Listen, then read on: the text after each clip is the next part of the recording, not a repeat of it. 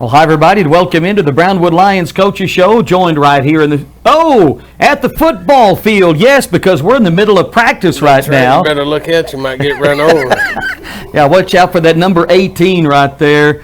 It's Brownwood Lions head football coach, athletic director, Sammy Burnett. Almost said Jason Jackson, but maybe one day. One day, maybe. So how are you, sir? I'm great, Carl. How are you? I am doing wonderful. Thank you for being here. It is first day of practice, not only football, but I think tennis is out there, volleyball, cross country, and exciting, isn't it? Yep, look like someone started up an ant bed. I mean, kids running everywhere. All activities are going today, and it's nice to see. We're getting ready to kick off another school year, another season of football and cross country and volleyball and tennis, so it's all good. Boy, it is all good. And got a little break in the weather today, too, out here. Yeah, it's cool. It's supposed to be cool for the rest of the week, so I'm excited about that. Usually the first week's the most difficult on the kids, just to get through the transition of acclimating to the weather and then putting on those pads and getting out there and running 5 miles or hitting a tennis ball for however long. The only ones that don't feel sorry for is volleyball, because they got air conditioning. Yeah, they're indoors. They don't know anything about acclimating to the weather. They wear jackets to practice. So. I know, isn't that something? But, that first week's always tough on the kids. You know, even if you've done the strength and conditioning, if you've been working out on your own, it's still difficult once you get into that phase of getting prepared to be in shape for the sport that you're in.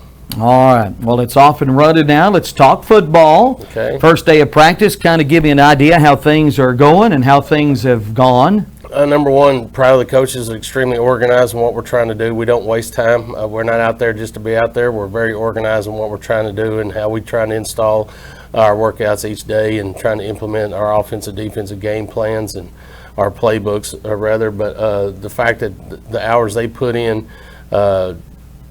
just to be prepared for practice is phenomenal. A lot of people don't understand that. Coaches work a lot of time. It may take them 4 hours to get a practice plan put together, and then you go out there and you wonder why there's such a sense of urgency, because when you get prepare 4 hours for a 30-minute or 40-minute practice, offense or defensively or special teams, you want it to go right. So that's pretty intense, but our kids are responding. Number one, we got great numbers. I'm really excited about the numbers we have. You can start seeing the evidence of the coaches' hard work and the program we're trying to install, because our numbers are growing. I think we'll start, the varsity season. I think we'll start around 35 kids, which is probably the most we've had to start the season on the varsity. I think we're in the mid-50s with our JV and freshmen. So that's good numbers. You're looking about 140 kids that came out for football, and I'm excited about to see the numbers in the junior high. We had a great showing from our junior high kids during strength and conditioning this summer, and I'm really excited to see their numbers coming into the season, and that they don't start until the first day of school. So I'm ready to go over there and see them in the mornings and the afternoons and see the product that they're going to have, and just excited about the carryover kids from the junior high to the high school. It's always a tough transition on an 8th grader coming to the high school. That's why we implement our athletic period for them after December. We bring them to the high school so that they can get acclimated to what it's like and sort of reduce that anxiety or that fear level of what it's like going to the high school. We don't practice our freshmen, they practice by themselves, and then so that they're not having to mix in there with the other older guys, so that it makes a smoother transition for them. But the numbers that we have from the 8th graders coming from the junior high to the high school, I think, is really good, so I'm excited about that as well. All right, a lot of things to be excited about. We're practicing right now as we speak during the show, but the practice schedule for football will change the rest of the week. Can you kind of go through that? Yeah, due to the fact that we're trying to acclimate, and like I said, what is acclimation? It's just getting used to being out there and working out for an extended period of time in the weather. And as the days go, today's helmet, shoulder pad, today's helmets only, tomorrow's helmets only, then we'll progress to putting on shoulder pads and then, hitting some dummies and that kind of stuff. And then you get to the end of the week, now you're in full contact and, and that kind of stuff. So, we're doing that today. We had it set for we're going to go in the afternoons today and get all of our kids' stuff to them, make sure they have time to get up, eat, get there like a school day, then we're going to practice today, start to practice at 4:30 actually, excuse me, and then we're going to go tomorrow, Tuesday, Wednesday, Thursday, Friday in the mornings. We'll have our kids report around 7:15. We'll be on the practice field by 8 o'clock. and try to get them acclimated while it's cool. And we're blessed to hopefully to have the rest of the week has some cool days. So try to help them through that transition by practicing in the morning. We'll do our media day on Saturday. It's where we take all our pictures, TV, radio, whoever comes by that wants to do an interview with a kid or a coach or whatever, they do that on Saturday.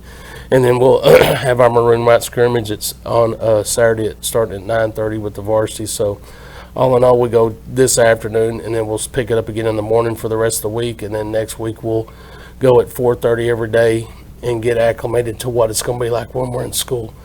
Excuse me. All right, and as you can see, we are at Brownwood Stadium where practices are being held. They are open practices. Fans can come out. Sure they can. More than welcome to come out and see the product that's going to be on the field. All right. Did you? I know you mentioned Media Day Saturday. I think you mentioned the maroon and white scrimmage too. Yep, maroon and white scrimmage. What time will that start? That'll start about 9:30 with the varsity, and then we'll go about 11:30 somewhere in there, 11:30 with the JV and freshmen, and just give them a chance to hit them up a little bit. Also gives us the day that we need so that we can do our scrimmages early the following week. So we do that, and it gives us a chance just to watch those kids, hit a little bit and see what, a lot of times you put those pads on a kid that's maybe not be too high on that depth chart, goes out there and starts knocking folks around, and they sort of bump up that depth chart. So it gives the coaches one more opportunity to evaluate those kids and get excited about what we're doing. We like to see them beating it up a little bit, so that's going to be good. I can't wait. Saturday, Media Day and scrimmage. So come on out, Brownwood Stadium. Doesn't cost a dime to come out and watch the practice or these scrimmages. So let's see some fans out there. Yeah, and just to make sure we clarify, freshmen will be practicing at the high school fields. Right. They're going to start just a hair earlier so we can transition coaches back and forth. Okay. But our JV and our varsity will practice all this week at Brownwood Stadium. And I'll determine what we do next week based on situation and how it goes this week, whether we continue to go to Brownwood or if we go back to the high school and practice. But we will do that. And I also want to mention, remember, if you're a 2019 season ticket holder, those go on sale tomorrow from 8 to 4. That'll be Monday through Thursday. You can get with Lisa, get your tickets, get your seats. I'm excited about that. I want to see how many tickets sell. It's neat to be able to fill the stands, have 100%. I was sitting there looking at that backdrop right there, and it's nice when you come out of the locker room and you look up in the stands and it's packed. So it's an exciting time for everybody. It's an exciting time for our community. It's exciting for every community around. I can't tell how many text messages I got this morning from coaches and friends in the profession that wishing everybody good luck. And it's neat. It's a start to a new time and a new school year, and a lot of times your school year and your school spirit's based on how well the football team does. So it's our job to uphold those responsibilities, and we're excited about the opportunity to get to do that, and we're excited about the product we're going to put on the field. Well, amen. I'm excited, ready to get the season going. Opens up August 27th at home against the Lampasas Badgers. But get those tickets starting tomorrow if you were a ticket holder in 2019. And Wednesday, we'll kind of get an update on other sports too, if you can, with cross country, volleyball, see how Coach Smith is doing. And, right. And also tennis, I guess, cranking up too. Yeah, so I'm excited. I feel sorry for Coach Smith. They're practicing in the back gym. We're redoing the surface of the high school gym. It's taking a little bit longer. We've had some obstacles to overcome and want to make sure it's done right. So I made a decision last week to extend it a couple more days because there's some things that we wanted fixed that I didn't think were done correctly. But yet what I've seen so far and what people are going to be able to see, I think is going to be really neat. To redo that floor, it needed it, but we're getting it as sort of a facelift and a new look. So I think people are going to be excited about that. And then you throw in the fact that, Ross and Digger threw in the lighting, and we got new lights in there now, and it's bright and you can see everything. It's pretty neat. So I'm excited about, that right there, just some developments of our gym. Boy, no doubt about that. So still working on that, but it's going to be really nice. Hopefully it'll be done this week. In that same process, we redid all the posts for our volleyball nets. We were sort of out of regulation, and we're able to do that. That was a process. Our maintenance department, man, they worked for days to bust up concrete and get that done right to where those nets and things set in there properly. We're able to go and purchase new netting and new poles and all the systems that they need to have whole new units of volleyball nets and poles or whatever they're called. But I'm excited about that too. You know, everybody's worth, you know, the best that we can give them, and we're giving them the best, and it's going to benefit basketball. It's going to benefit volleyball. So I'm excited about the construction we had going on in the gym this summer. All right, boy, me too. I'm excited about the upcoming season, school about to start. You're wearing a shirt I've never seen before, which I really, really like. I want to see if I know somebody that might have one of those. I probably do. I love that. Last year we had the lion by itself, and I thought it'd be neat to put pride underneath it, you know. So it's Lion pride. So it's just sort of a new look for this year. So I try to give the coaches something that doesn't look like last year. Well, you know anybody that has an extra one? Maybe throw it my way. I probably do. I love that shirt. All right. Of course, Star was gone last week. Welcome, Star, back. Welcome behind back, the scene. Star. Derek did a good job sitting in last week, but Star is back in the fold. No NASCAR report because they're holding off till the Olympics are over. Yep, they sure are. You know what was neat? I saw, what's his name, Josh Curley, or whatever his name is. Curley's his last name, but I watched him run at A&M, and he was a quarter guy, man, and I really liked him. I like A&M anyway, but he's a quarter guy, and they had a great track program, but he chunked the quarter and started running the 100 and the 200, and he got second. Oh, wow. In the 100-yard dash the other night at the Olympics, and he is a big fella, too. He's not a little guy. I mean, to watch that big guy run down the track like he did was pretty neat. I think he's from Taylor, Texas. Really? If I'm not mistaken, yeah, so it was neat. I've been keeping up with the track and field part of it anyway. The Taylor Ducks. Yeah, and I tell you what's crazy is, my sister-in-law is from Costa Rica, so I was at my brother's house the other night, and I was watching Costa Rica. They had the game on. Is Costa Rica playing somebody in the Gold Cup or whatever it's called. So I started watching it, sort of got into it, and was really amazed at how well those people use their feet.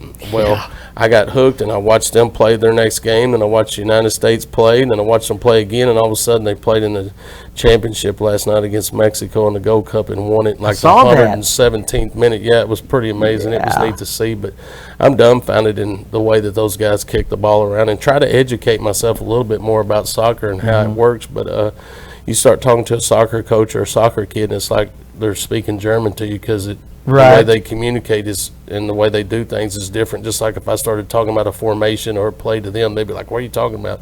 So it was neat to sort of see how they do that and try to figure that out. But an accomplishment for the United States, beating Mexico, who's supposed to win, and we beat them last two times. So that was neat to see last night. Oh, yeah, absolutely. Good stuff right there. And you're right about their feet. I trip over my own feet trying to put my socks on. Yeah, it's my shoes. It's like they have hands for feet. It's absolutely amazing to watch them do what they do. Well, you're right. Cool. Even at the high school level, we've got some kids out here that can do amazing things, and they'll be practicing before too long in basketball. And we got Michael Westerman who's going to come in and coach those guys, and excited. He's a former Brownwood Lion and understands soccer, and where he was before, he was actually working with troubled teens, and he was implementing a soccer program for them to give them some kind of identity, something they can buy into and learn, to give them a little sense of self-worth. And we're able to hire him and bring him over, so he's excited about that program. You throw that along with Coach Musqueda and what she's done with the girls' soccer program in 1 year.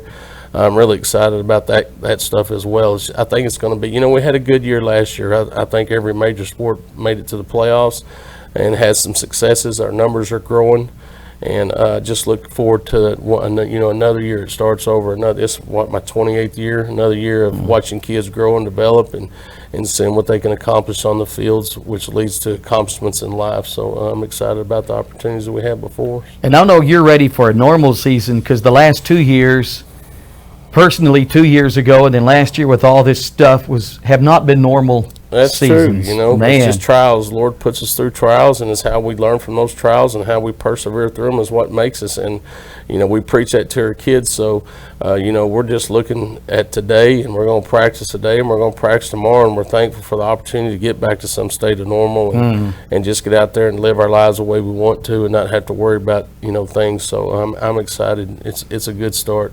Yeah, all those schedule changes, quarantine, broadcasters and coaches. When I look back on that, and you just fight through day to day when you're dealing with whatever you're dealing with. And me being out those 2 weeks was really difficult on me, but I learned something from it. And I'm just glad that all that's gone. But when you start reflecting back, there was a lot of things that happened last year, and the way our kids tried to respond to it, I thought was amazing. And you take off 14 days and you turn around and play a top 5 team in the state of Texas on 1 day practice. Right. Man, you talk about setting yourself up for failure, but sometimes it's facing those trials and knowing that you have a great opportunity to be unsuccessful is what makes you successful in the future.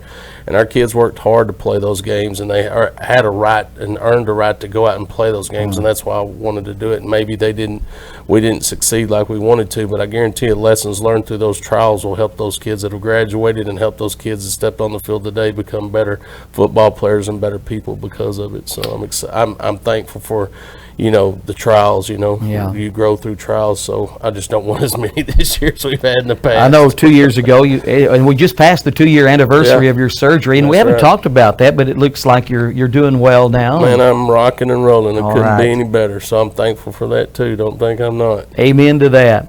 All right, Coach, great stuff today. And again, football practice tomorrow morning at 7 out here at Gordonwood Stadium. Yeah, we'll arrive. It'll be about 8 o'clock. So if you have nothing to do in the morning, bring your cup of coffee and go sit in the stadium. I think we'll have the visitor side open, is the side that'll be open that you can go into. If you want to stand on the track or something like that, bring a lawn chair. You're more than welcome. We're family. You can get out there and watch our coaches do their thing, listen to them, interact with your kids. Or if you don't have any kids, you're just a part of the community and a Brownwood Lion lover, which we all are, come on out and join us and have a good time just watching those kids jump around. But if you're going to do that in the rest of the week, it's got to be in the morning. All right. Great stuff today, Coach. Thank you so much. Anything else? Let's thank those that make this show possible, of course. Auto Glass Magic, Avalon Custom Homes, Brenner Auto Group, Syntex Body and Paint, Syntex Equipment Sales, Citizens National Bank, Dan Hill Containers, Dr. Bond Young, Dr. Pepper Bottling Company, Edward Jones Investments, Hendrick Medical, Howie Enterprises, Humphrey Peets, Landmark Life, MC Bank, Painter & Johnson Associates, Smith & Sharp Agency, Sonic Drive-In, Stanley Chrysler, Texas Bank, Weldon Wilson Electric, Western Bank, and Willie's Teas. All right. Thank you again, Coach. We'll see you Wednesday. You bet. Have a great day, Brownwood. And thanks to Star, back in the saddle as our producer engineer. Thanks for watching again the Brownwood Lions Coaches Show every Monday and Wednesday at this time here on 101.3 KOXE and video streamed at KOXE.com.